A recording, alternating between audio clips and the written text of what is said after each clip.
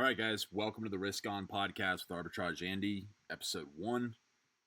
I have been admittedly kicking the can on this for a while. It's something that I've wanted to do. I think it's the logical extension to a lot of the platforms that I already have online. If you guys are longtime followers, appreciate you tuning in.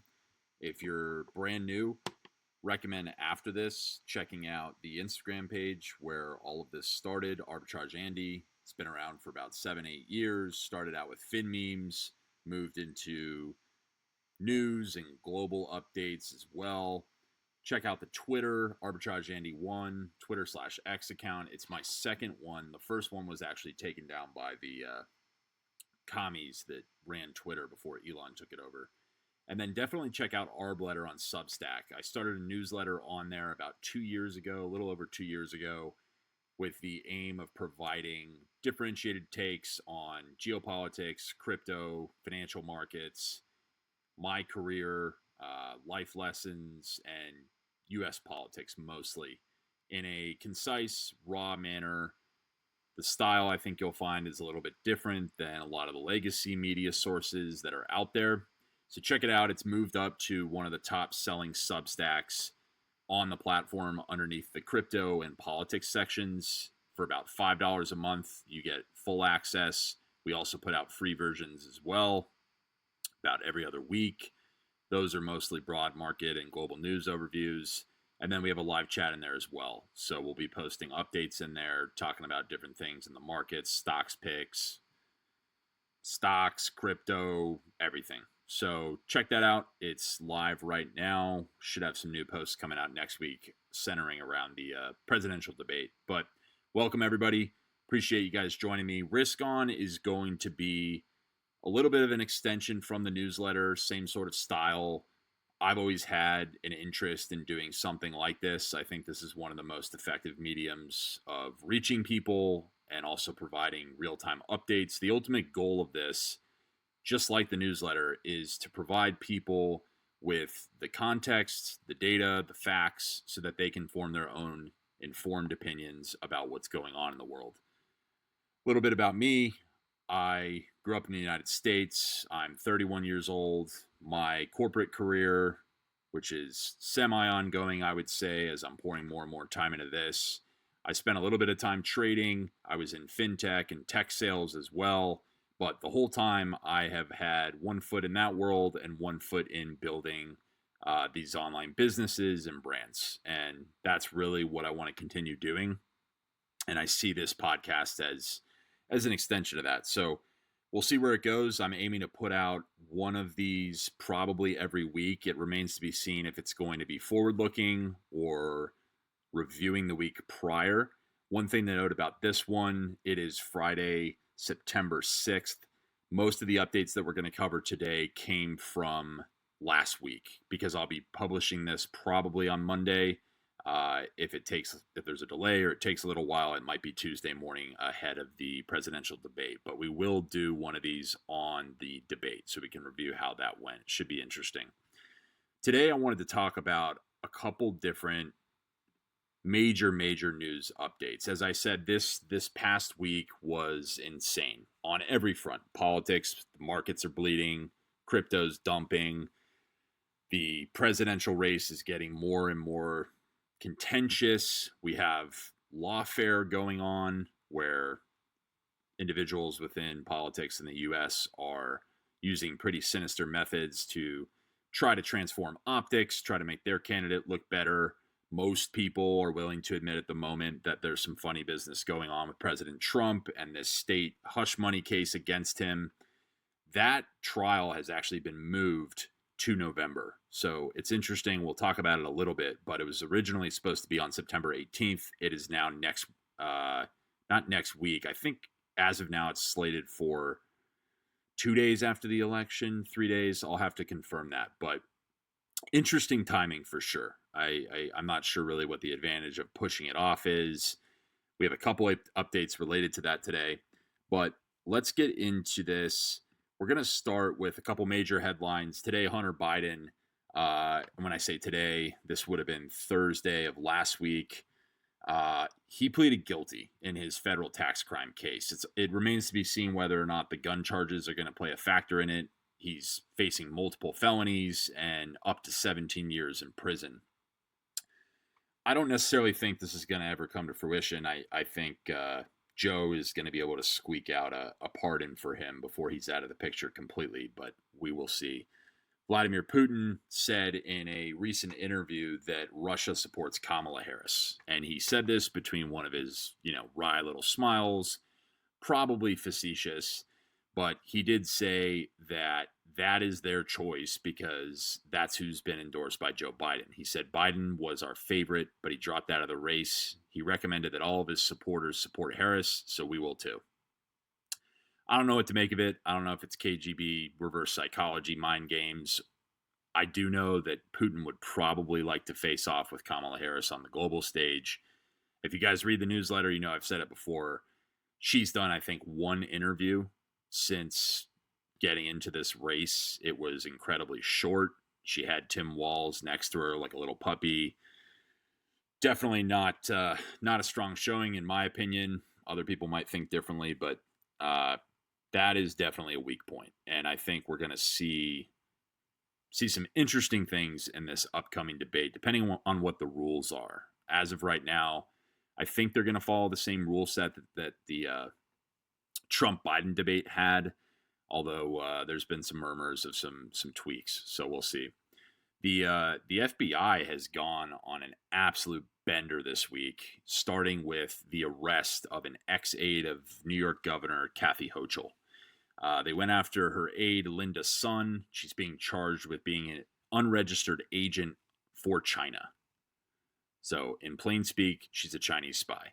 Her husband was arrested as well. We have a few more details on that coming up. The next day, and this would have been Thursday, I believe it was Thursday morning of last week, the FBI raided the homes of New York Mayor Eric Adams' top aides, Deputy Mayor Sheena Wright and Deputy Mayor for Public Safety Phil Banks. Then they also raided, I believe it was the office of the NYPD commissioner. So something's going on in New York. I don't know if this is related to the arrest of Linda Sun, if it's China related. There are some rumors that this has to do with Eric Adams' 2021 campaign, maybe something to do with financing. We'll have to wait and see. Donald Trump announced that he is going to create a, quote, government efficiency commission with Elon Musk if he's elected president. Presumably, this is going to uncover corruption. That would be my guess. And we know there's a lot of that. But we also know at the moment that this global, I would call it a battle for free speech, is playing out. You have Brazil, who's trying to keep X out of the country ahead of their municipal elections. A lot of fuckery there. We have what happened in the UK. It's died down, I think, a little bit, but we had all of that social unrest in the wake of those stabbings. There's a lot of anti-immigration protests going on. There's also a lot of immigrants that are out in the streets. A lot of videos surfacing of guys with knives and looks like scimitars. Just absolute mayhem in the UK streets. I feel for our British brethren. You guys have quite a situation on your hands. It's not just the UK either. It's other European countries. But in the UK, you have these judges that look like the fucking bad guys in Mel Gibson's The Patriot. That one dude that rides the horse and is just a sick fuck. These judges are coming out and they're saying that people can be arrested for tweeting and retweeting things that they constitute as harmful or inciting hate speech. They've actually begun clearing out prisons in the UK to make way for people that have been at these demonstrations. There's zero to little backlash at all towards illegal migrants or migrants that are causing issues in the country. It's all centered on the native Brits. And I think you'll find that that's a common theme when we talk about illegal immigration in the United States coming up here. Last thing I wanted to mention, there was an anthrax outbreak that killed dozens of cows in Wyoming. It killed, I think, a few mooses. It killed other wildlife. The state and CDC are warning about the risk to humans. Anthrax generally is naturally occurring, but it can be altered and generated in a lab as well. Probably something we want to keep on our radar, just given all of the industrial, quote, accidents we have. We have food processing facilities blowing up, catching on fire, trains derailing, cyber issues. A lot of things are happening. I talk about this a lot in Arb Letter from a security perspective. Just, I think most people's expectations should be that this kind of stuff is going to ramp up, A, and B, I think it is naive to assume that all of this is just coincidence. So markets absolutely annihilated this week. We are not in a good spot, I would say. I think it's evident at this point that people are going to retroactively look at this and say the Fed waited too long to cut interest rates. I believe the last time I checked, most folks are pricing in about 200 basis points of rate cuts before the middle of next year. Hedgeye and a lot of other outlets have talked about the fact that the narrative seems to be that the elite on Wall Street, a lot of the money managers, a lot of the individuals, the Federal Reserve, stakeholders, the goal at this point is to attempt to juice what they can out of this year, and then there will be a new narrative in markets next year. And obviously, a lot of that will hinge on how the market relates to rate cuts, inflation, the real estate market, and obviously who wins the presidential race. Crypto, as the reigning supreme risk on asset, is not doing very well. As of Friday, I think it's 11 p.m. right now, Eastern time. Bitcoin is down about 4.5%. Ethereum is nosediving, down 6%. A lot of haters of Ethereum right now. We'll talk about that later. I think there's an opportunity there for sure. With crypto, one of the things I talk a lot about in Arb Letter, I've been in the space for about 8 years. I have a long-term vision. This is not formal financial advice, but what I would tell most people that are interested in crypto is you should anchor your portfolio with blue chips. So we're talking primarily Bitcoin and Ethereum. If you want to speculate on riskier alts that are more sensitive to these periods of volatility, you can do that. Meme coins, super low market cap alts, those tend to swing pretty violently when this kind of thing happens. You should look for the ones that show resiliency during these periods because ultimately they generally come out on top. But if you have a long-term view, if you focus on those blue chips, you're trying to DCA on dollar cost average on good days, and you've got a longer-term vision, you will be able to withstand the storm a lot better than someone that is essentially treating it like a casino. NVIDIA, most people saw they had decent earnings. I think a little bit of the steam there is running out. A lot of insiders have been selling their shares. Semis obviously going to be a little bit more sensitive to what's going on geopolitically, but I also think the market in general is a little spooked, not only by the fact that we haven't had rate cuts yet, but by in their eyes, the risk of recession. So one of the bigger things to take note of was the August jobs report. Couple interesting takeaways here. The first being government jobs have actually soared. They fell off a cliff in 2020, and they've soared since the Biden administration took over. So you're going to hear me talk a lot about government bureaucracy. You're going to hear me talk a lot about the inefficiencies, the corruption that we have in the government here. Kind of interesting that we are moving north when it comes to government jobs, right? More paper pushers, more officials, more state level organizations, more federal employees. Should be a little bit concerning for people considering the amount of corruption that has shown itself in those roles in the last couple of years. But the other thing to note is that foreign-born workers, 635,000 jobs were added for foreign-born workers. For native-born workers, for Americans that were born here, we have a negative number of 1.3 million jobs in August. So we'll probably have to do an entire episode on that, but Pretty alarming. I think people, along with the revision the Bureau of Labor Statistics made not too long ago, I think it was minus 820,000 jobs. Leading up to that, several people, Zero Hedge most prominently, but myself as well, expressed skepticism about the accuracy of those numbers. We had constant revisions, then we had that big dump. I think the goal was to hopefully push off that correction or that revision until after the election. It didn't happen. If you talk to anybody that's looking for a job right now, if they've been laid off, the market is pretty grim right now. There's not a lot of jobs floating around. They're not paying as high as they did during the money boom during COVID. Yet another thing that has been obfuscated for the sake of politics, in my opinion. And so we'll have to watch that in the upcoming months, but I don't think it's trending in the right direction.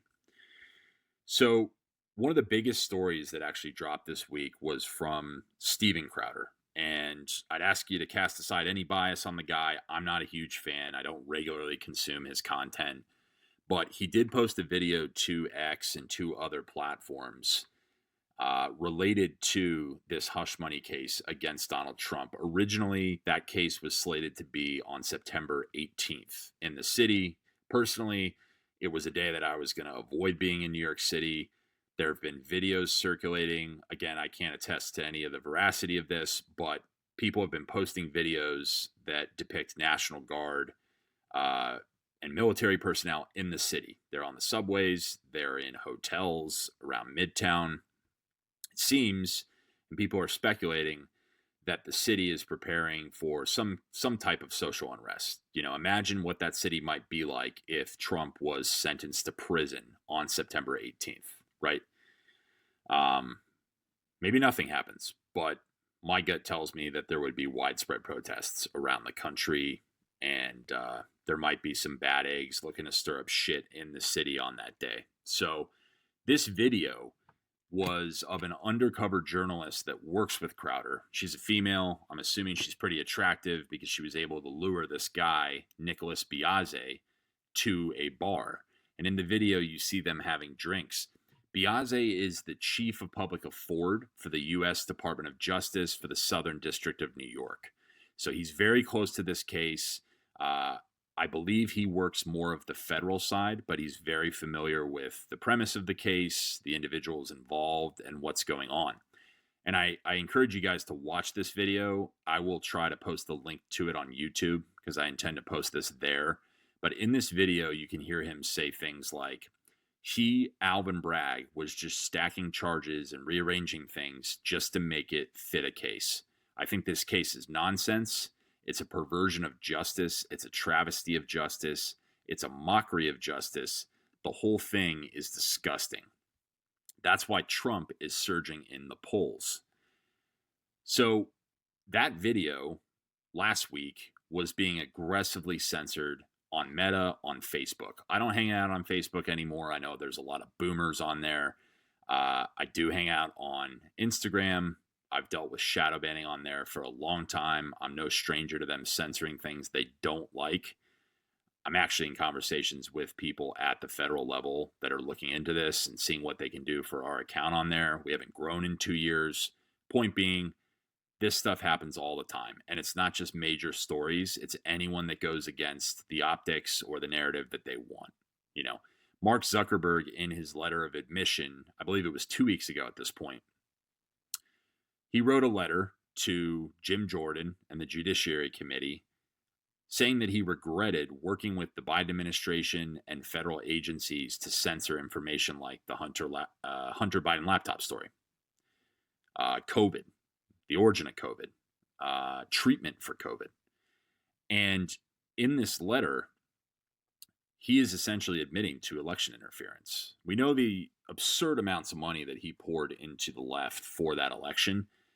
But we also know through different polls that roughly 60 to 75% of people, depending on which poll you look at, said that if they knew the Hunter Biden laptop story was true, it would have changed who they voted for.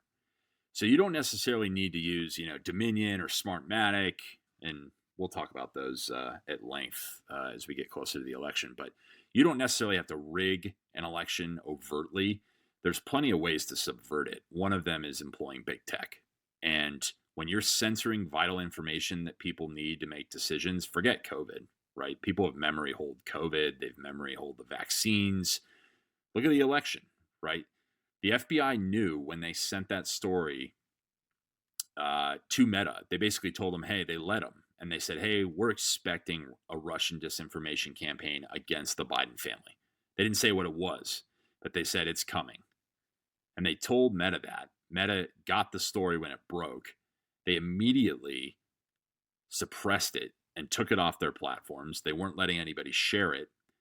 And then the New York Post ran an article several months later confirming that it was in fact true. So the FBI knew that the story was true, and yet they led Meta and the American public and gaslighted all of us.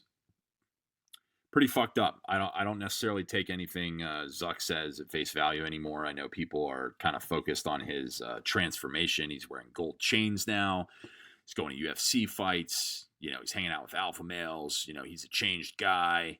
He's still building a bunker, in Hawaii. But can't believe anything that comes out of this guy's mouth. And we know they're still censoring.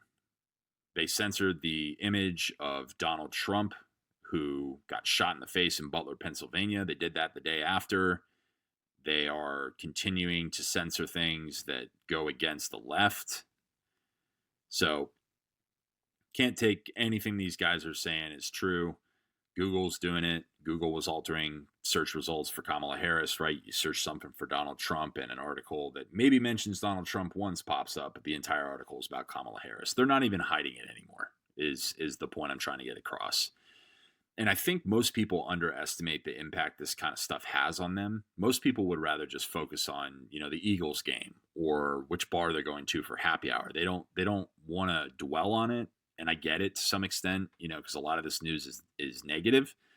But when this happens over time, subconsciously, even if you're not a super political person, it can have an effect on the way that you view the election, the way that you view what's happening in the United States, and the way that you view the world. If you're not being critical of this kind of stuff.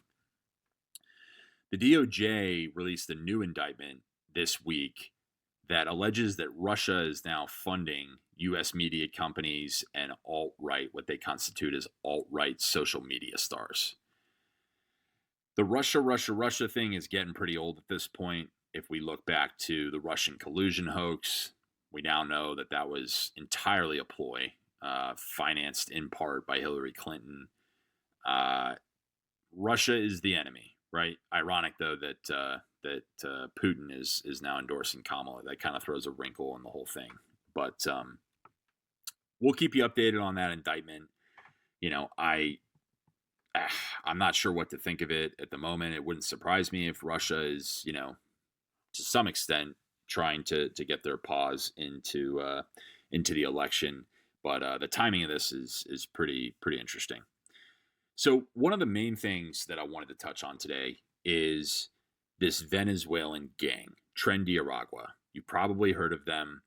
A video surfaced on social media last week. It was submitted allegedly by Danielle Jurinsky. She is part of the city council in Aurora, Colorado. In the video, you see about 5 or 6 of these Venezuelan guys run into an apartment.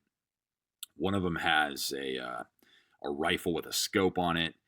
As a gun guy, I gotta say it was a pretty cringe setup. But nevertheless, the other guys had handguns. They come in and they open this door on this apartment and they bust in there. The reaction immediately from the left and from the mainstream media was to call it disinformation and critique it and say it was xenophobic and racist and isolated. It wasn't what it appeared.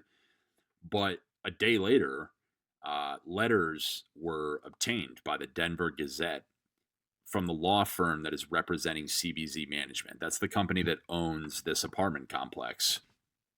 And there's a whole record of safety issues trailing back at least a month.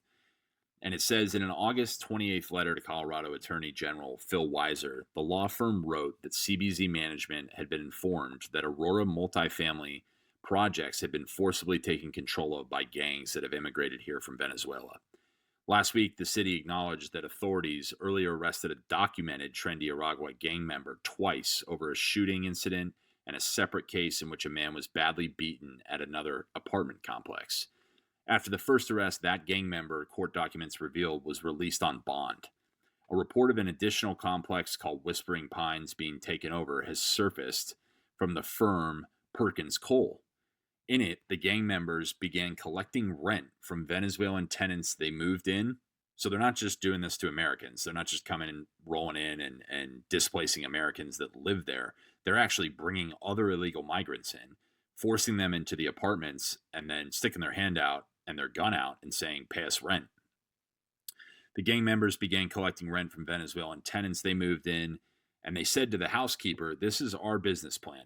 If the property manager doesn't like it, we'll fill him with bullets. This was sent to Aurora officials on August 9th, so just shy of a month ago. A consultant for that building was beaten and stomped, and a resident was stabbed for not paying rent. This all began in November. So just now, people that are active online are beginning to see the impacts, the serious impacts of this loose border policy. It's worth noting, Tren de Aragua, a lot of people call them TDG, they've got about 5,000 members. They participate in everything from drug trafficking, sex trafficking, weapons, murder, assault, robbery. They check every box on the docket. A DHS memo that was leaked, I think it was a little over a month ago, confirmed that Venezuela is actively sending these people to our country. So they have one of the lowest murder rates in a long time, if not the lowest, because they're telling these guys in these prisons, in these rehab centers, if we let you go, you're going to the USA. You're rolling right in. So we're getting all these lunatics in our country running amok, and these countries are actively choosing to send these people to us. Now, I obviously don't know the specifics, the granular specifics of which politicians, which officials in the U.S. are participating in this, but there's broad sign-off from the Biden administration, from the Department of Homeland Security, likely from the intel agencies. I don't blame local law enforcement too much, because in the wake of BLM and Antifa, I think a lot of those cultures have changed. A lot of those guys are worried about being the next Derek Chauvin. They're worried about getting charged civilly. They're worried if their department is going to have their back or not. And when you've got these Venezuelan gang members walking around the suburbs with AK-47s, it's a pretty dangerous situation. But that wasn't all that happened last week. Only about a day after, we got an audio clip on the internet. And in this clip, you can hear a dispatch call from Chicago. And on the call, you can hear an individual say that there are 32 armed Venezuelans with guns near another apartment complex. And I'm going to play it for you guys, and then we will discuss it. Unit 10-3, I'm citywide. Person with a gun, 6124 South King Drive. Caller says 32 Venezuelans are trespassing the building, showing guns in the courtyard, and they have motorcycles in the courtyard as well. All stairwells are filled. Nothing further, zone clear. Okay. Hey, I'm sorry, are you headed over to the shot putter or to the 6124 on King for the migrants? On King Drive. All right, 10-4. If there's another available unit, arrive at 310. We had multiple calls. Person with the gun, 6124 South King. Also came over to disturbance large gathering. Said to be 32 Venezuelans trespassing in the building property, showing guns in the courtyard. They have motorcycles in the courtway, all stairwells filled, and nothing further.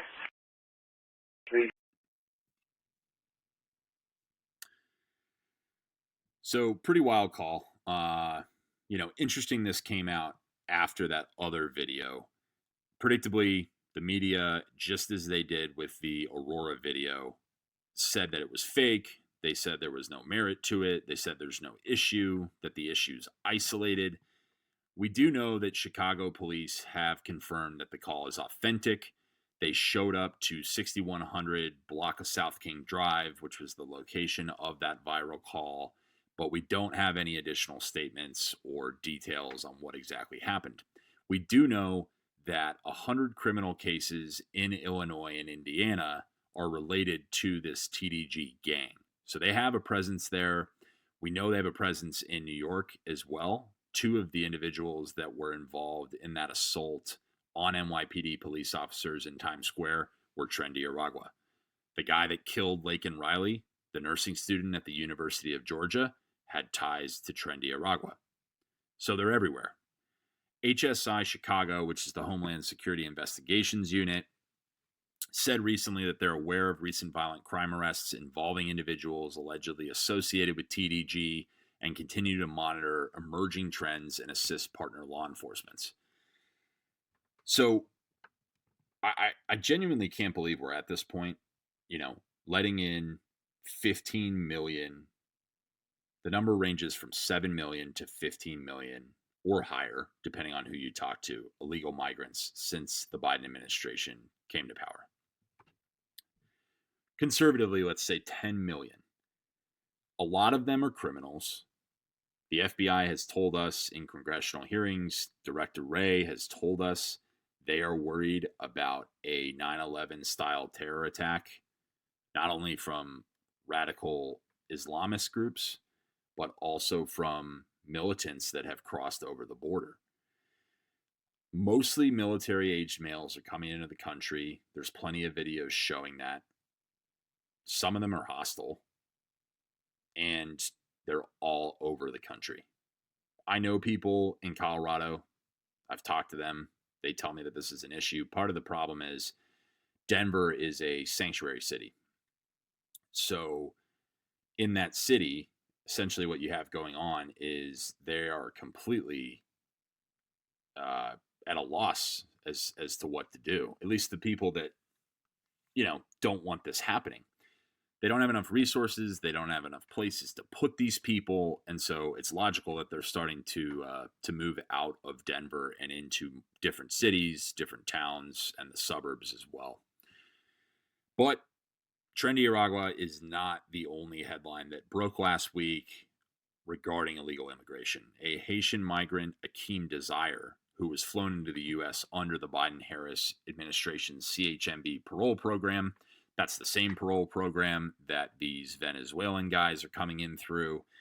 He was just arrested in Massachusetts for molesting a 10-year-old boy. A migrant, Dimas Yanez, 26, who entered the country illegally. He's been previously deported. He was arrested for stabbing a 14-year-old girl in Illinois at her brother's baseball game. And then Ignacio Cruz Mendoza, another guy that was deported in 2002. He caused a truck crash that killed a man in Colorado, widowed his wife. He's facing a maximum of 1 year in jail and was supposed to be sentenced last Friday. The thing that kills me about this is it's not enough to subvert the entire nation by letting in millions and millions of unvetted people. But we also see this same trend with American criminals recently under this administration, where they're not charged, they're re-released. If you live in New York City, you've definitely read about this. These guys do heinous crimes 1, 2, 3, 4, 5 times, and they let them walk. So in some regards, this is a concept that people talk about, anarcho-tyranny. If you've read about Soviet history, if you've read about the Bolsheviks, you know that this is one tactic that they employed. They released criminals among the general population. There's a couple goals as to why somebody would do that. First of all, it's a proxy. You don't have to oppress anybody. You can let these lunatics do it. You can also charge people for defending themselves. And consequently, people generally don't do anything. We see this on the subway all the time. They arrested Daniel Penny for stepping between, an aggressive guy and some subway riders. Very rarely are you able to defend yourself with lethal force and not face the wrath of the law or a civil lawsuit. So they're creating this perfect environment in which you truly are defenseless. At the end of the day, it's up to you to make the call on whether or not you're going to defend yourself. But the fact that you have to think about the legal ramifications of defending yourself in a situation where you might be completely justified, i.e., you and your wife, you and your friend walking somewhere, and one of these illegal immigrant criminals comes up to you and tries to attack you or do something, is ridiculous. We're allowing these people to terrorize Americans, and there's no end in sight. A Texas-based oil company, this story was covered by a couple different outlets, including the Washington Examiner. A Texas-based oil company issued a memo to employees that was warning them about security concerns from violent migrant gangs. And these guys are showing up to these fields, to these oil sites. They're stealing oil, they're stealing fuel, they're stealing copper, catalytic converters. In New Mexico recently, we saw the New Mexico State Police and other agencies target select smuggling groups. In a recent series of raids, they made a dozen arrests. They found 91 migrants. They rescued 91 migrants. These are illegal aliens that are either being sex trafficked or forced to work in a sweatshop. Maybe they're mules too. And they also found 33 stash houses in the Dona Ana and Luna communities in New Mexico State. To circle back to New York, the New York Post came out with a recent article. They had a couple police sources approach them and give them an insane estimate that up to 75% of the people that they've been arresting in Manhattan for rape, for assault, murder, all kinds of heinous crimes, 75% of them are illegal migrants. In Queens, that number is around 60%. That city has spent over $5 billion of taxpayer money on migrants, putting them up in hotels, putting them in programs, buying them food, buying them phones. It should be inciting anger in every American that has the ability to look at this and say, what the actual fuck is going on at this point? It's not sustainable. It's not sustainable from a resource perspective. And it's sure as hell not sustainable from a civil perspective. We're going to have mass unrest. These crimes are happening almost every day at this point. We see a new headline. It's obvious at this point that in these blue cities like New York, these police are essentially being cucked. A lot of them are being cucked. Those same sources told the New York Post that sanctuary city laws like the ones in New York, it makes it impossible for them to work with ICE on these cases where they might have suspicion that certain people are in the country illegally. And they're also not allowed to track the immigration status of these guys. So they're not even letting them find these guys and remove them. I've been in New York recently. If you read Arbletter, you know that I was there. I lived there for about 7 years. I spent some time in San Francisco too, so I'm no stranger to homeless, to druggies, that kind of thing.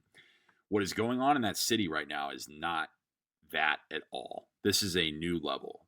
And I don't mean to come off as callous, but you walk through this city these days. I was in, where was I? West Village the other day, and I walked to Fidei. I was going to see a buddy, and I walked down to Fidei.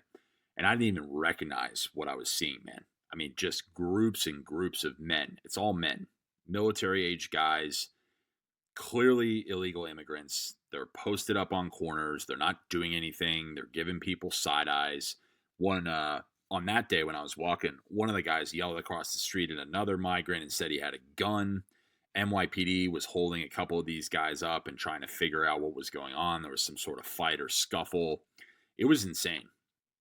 So these blue cities are making this problem a lot worse, and I fear that we're going to start seeing more backlash from U.S. citizens because it's completely unsustainable at this point, and I do anticipate it to get much worse ahead of the election, and much worse for that matter if Kamala Harris wins the election. Next thing I wanted to talk about is a growing trend. It's pretty concerning of politicians in the U.S. having links to China. So I mentioned that New York Governor Kathy Hochul's ex-aide was arrested for being a Chinese spy. That should be the biggest story in the country right now. We have a spy working in politics at the state level Brooklyn District Attorney's Office believes that Linda Sun was acting on behalf of the Chinese government on several occasions. She was looking for a high-level state visit to China, but she was also preventing representatives of the Taiwanese government from meeting with American officials. So not only is she making money, her and her husband, who was also arrested, had a $3.5 million pad, but she's also influencing policy and decisions in the United States. It's treason, to be frank. I mean, I guess it's not treason because she's not even, really an American, but this is a serious offense. You guys probably remember Eric Swalwell. He was the Democrat from California who was clapping cheeks with that Chinese spy, Christine Fang. And look, to be fair, it's not just Democrats. If you've ever heard of Peter Schweizer, he's an investigative journalist. I recommend his books. He talks a lot about Mitch McConnell. Mitch McConnell's married to a woman named Elaine Chao. She was the former Secretary of Labor. When he married into that family, he married into a substantial network of connections to not only the CCP, but contacts in mainland China. Elaine Chao's dad, James Chao, he grew up with Jiang Zemin, who was the president of China in the 90s. And Schweizer talks a lot about these government reports in his book that talk about all of the leverage that McConnell's wife has used in her position to benefit financially, but also benefit her family, who is in China and has friends in the Chinese government. Her father's company, Foremost Group, owns some of the largest cargo ships in the world. They have massive fleets. They're constantly moving goods from China, from the US, and they've benefited not only financially from this, but they also have contracts directly with the Chinese military. One of our number one geopolitical foes outside Iran and Russia. The latest guy to come under fire, and depending on what you believe politically, you may think this is bullshit. You may think it's not true. It is, in fact, true, is Tim Walz. And Tim Walz has been to China over 30 times. He had his honeymoon there. He's expressed pro-Chinese sentiment on video. You can look up the videos online. And he also has connections with a lot of different Chinese entities. This is a guy who's potentially going to end up in the White House.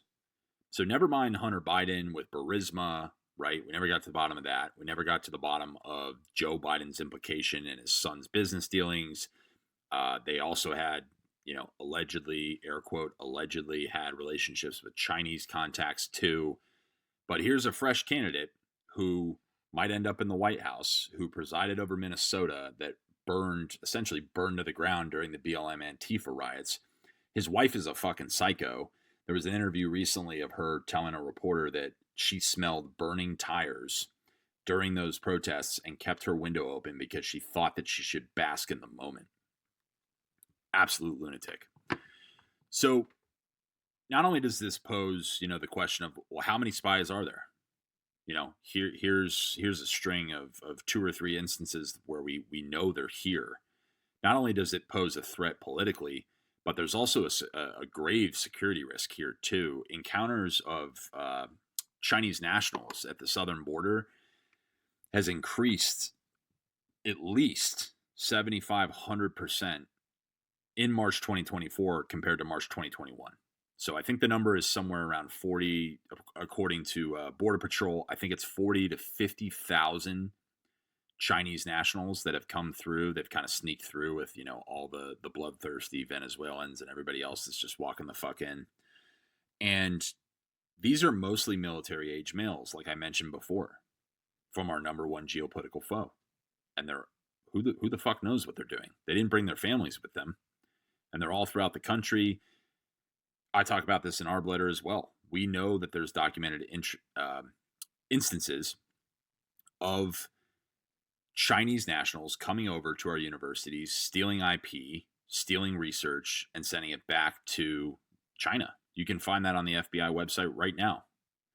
So there's a physical threat, but there's also the fact that it seems like a lot of these folks are just sold the fuck out. They've literally enriched themselves, and they've compromised national security. They don't have the best interests of this country at heart. I'm not going to get into the whole APAC Ukraine thing right now. That's a separate conversation.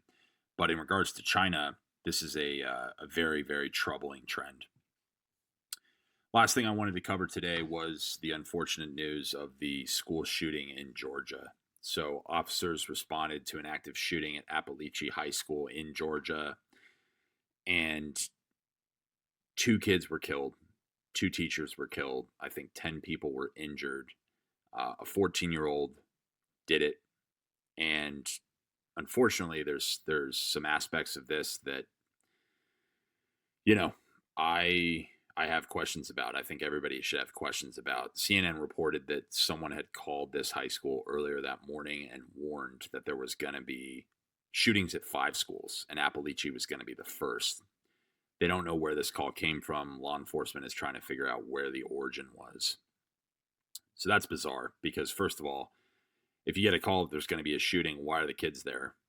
A, and B, why was law enforcement not notified and on scene to make sure that nothing happened that day? The shooter was actually stopped by a security professional on campus that drew his firearm. Politicians, the White House took no time in capitalizing on this. Karine Jean-Pierre had a press conference shortly after where she was calling for universal background checks, AR bans, red flag laws. If you're not familiar with those, it essentially gives you carte blanche to raid anybody that is suspected of being dangerous. And the bigger piece of news is that the FBI Atlanta field office released a statement in the wake of the shooting. I'll read it to you guys right now. FBI Atlanta responded earlier today to Appalachian High School following reports of an active shooter. Throughout the day, FBI personnel have been coordinating with and supporting local and state law enforcement. The FBI will dedicate all available resources as requested to seek justice and bring closure to the victims and their families. In May 2023, the FBI's National Threat Operations Center received several anonymous tips about online threats to commit a school shooting at an unidentified location and time. The online threats contained photographs of guns. Within 24 hours, the FBI determined the online post originated in Georgia, and the FBI's Atlanta office referred the information to the Jackson County Sheriff's Office for action. The Jackson County Sheriff's Office located a possible subject, a 13-year-old male, and interviewed him and his father. The father stated he had hunting guns in the house, but the subject did not have unsupervised access to them. The subject denied making the threats online. Jackson County alerted local schools for continued monitoring of the subject. At the time, there was no probable cause for arrest or to take any additional law enforcement action on the local, state, or federal level. So, the FBI is about 0 for 10, I would say, 0 for 11, 12 at this point on stopping these shootings.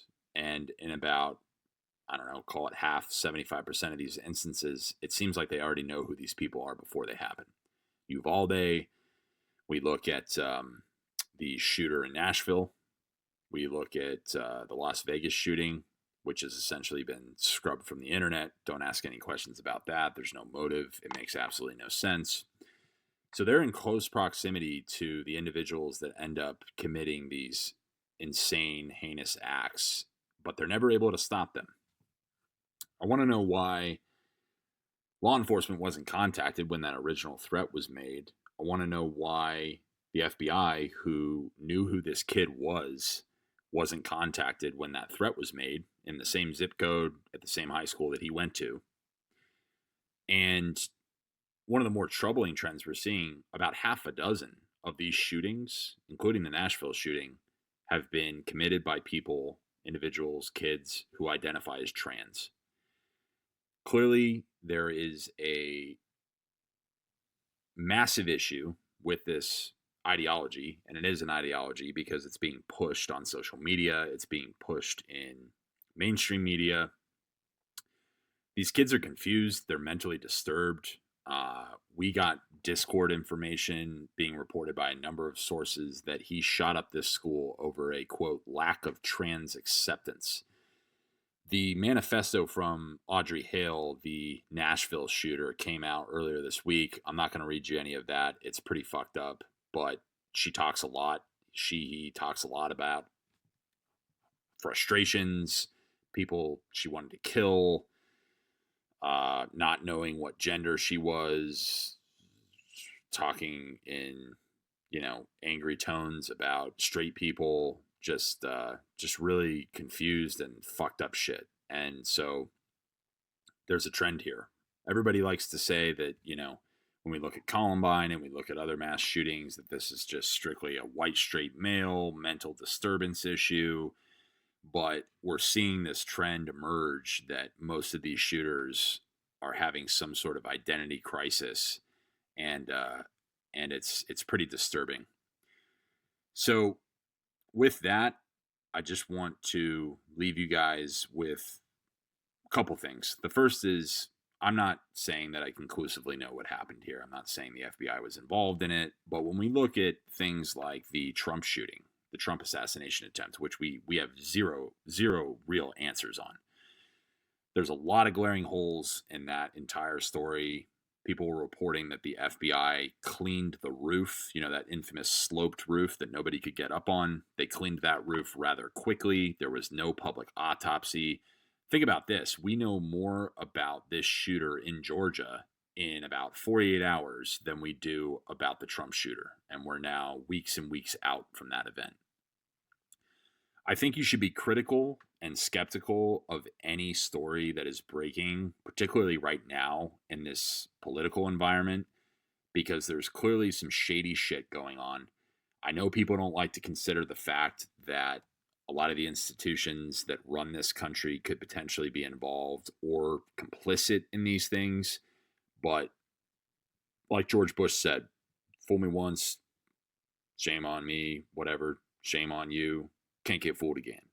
So this is happening over and over and over again. Patterns are emerging. I really don't think we should just write this stuff off and just accept what we're being told.